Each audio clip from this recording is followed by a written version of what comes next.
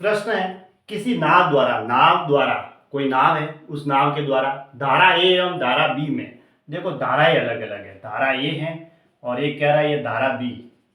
में अनुप्रवाह में समान दूरी, दोनों में अनुप्रवाह है, इसमें भी अनुप्रवाह है और इसमें भी अनुप्रवाह है, में समान दूरी है वो समान है, क्या है, समान दूरी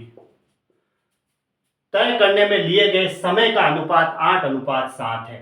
टाइम जो आ रहा है वो 8:7 का अनुपात आ रहा है समय।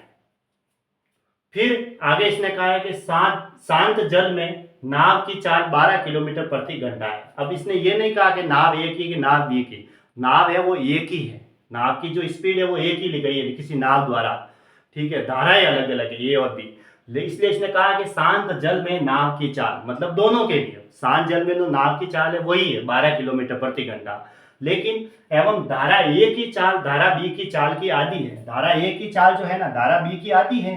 धारा बी की चाल अगर मैंने 2x ली तो इसकी उसकी आधी कर दो, x होगी, इसकी s है, ये कहा इसने, ठीक है। तो धारा बी की चाल क्या होगी, धारा बी की चाल 2x निकालनी है, 2x होगी ऐसे।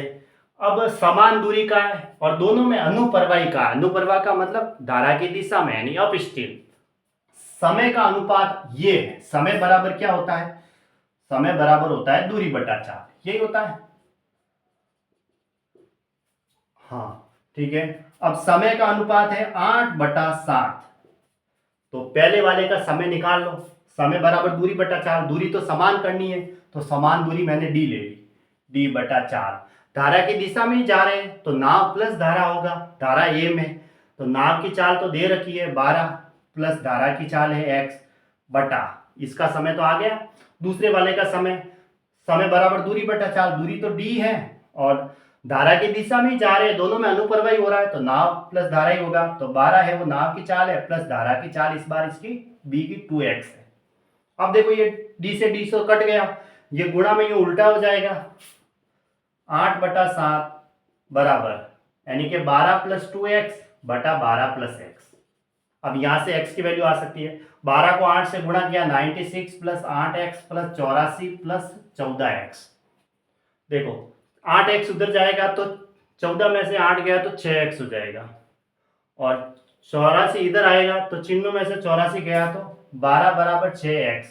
यानी कि x बराबर कितना आया, 2 आया।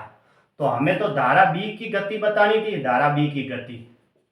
या चाल 2x थी, जो 2 गुणा 2 किया तो कितना आया, 4 किलोमीटर प्रति घंटा, ये इसका आंसर हो गया। तो ऑप्शन डी सही है।